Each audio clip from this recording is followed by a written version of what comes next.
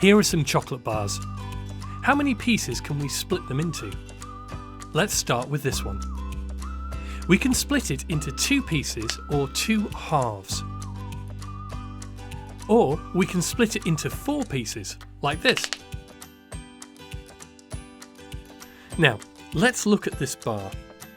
How many pieces can we split it into? 1, 2, 3. We can split it into 3 pieces. These pieces, or parts, make up whole bars. Let's look at this chocolate bar. It's one whole piece. If we want to look at one part of it, we need to move a part of it away. Or we can take this part of the chocolate bar. We can also take 3 parts out of the whole bar and leave just one small part, like this. When we talk about fractions, we need to know 2 things. First, how many parts are there in total? How many pieces or parts do we have here on the counter? Let's count. 1, 2, 3, 4. We have 4 parts in total that make up a whole chocolate bar. The second thing that we need to know is how many parts are we going to take. For example, we want to eat 1 piece or 1 part of this whole chocolate bar. Let's take 1 part. When we talk about fractions mathematically, we do the same thing. We need to know how many parts the whole is made from and how many parts we need. Let's move our chocolate bar aside and look at the fraction mathematically. A fraction is usually written down with 2 numbers on top of each other, with a horizontal line between them. The bottom number is called the denominator. The denominator shows how many pieces or parts we have in total. The number above the line is called the numerator. It shows how many parts we need to take out. Let's look at this chocolate bar again. How many pieces or parts do we have in total? 1, 2, 3, 4. We have 4 parts in total. 4 is our denominator, so it goes under the line. Now, let's say we want to eat 1 square of this 4-piece chocolate bar. 1 piece of this bar is our numerator. It goes above the line. Hey, we've got our fraction.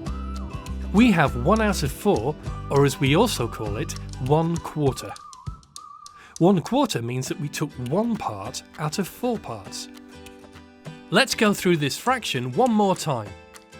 We want to take 1 part out of these 4 parts, which make a whole. When we read this fraction, we say 1 out of 4 or 1/4. This is how we show fractions mathematically. Let's do another fraction, 1/2. We have a chocolate bar here and we need to split it into 2 equal parts. Now we need to find the denominator. Remember, the denominator shows the total number of all our parts. How many of these do we have on the counter? 1, 2. The total number of all our parts in this whole chocolate bar is 2. That is our denominator, so it goes under the line. Now we need to take 1/2 of this bar to make our fraction. When we talk about halves, we mean 2 same-sized pieces that make up a whole. The numerator shows how many parts we need to take out of the total number of parts. We have 2 parts that make up our whole chocolate bar. We want to take half, which is 1 part of our 2.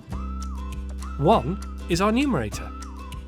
Let's go through this fraction one more time. We have a 2-piece bar of chocolate. We want to take 1/2 of it. We know there are 2 parts that make up our total. This is our denominator. We take 1/2 of these 2 parts. 1 is our numerator. When we read this fraction, we say 1 out of 2 or 1/2. Yum! Let's do another fraction. Here we have a 3-part chocolate bar. Let's count these parts. 1, 2, 3. we need to take one of these parts. How do we write this as a fraction? First, let's split our bar into 3 equal parts.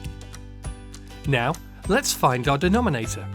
Remember, the denominator shows how many parts we have in total.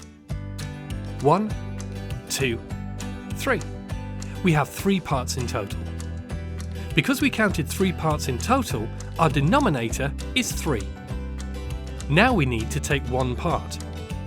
One part out of 3 parts is called 1/3. So, if we need to take one part out of 3, then our numerator is... That's right, it's 1. When we read our fraction, we say 1 out of 3 or 1/3.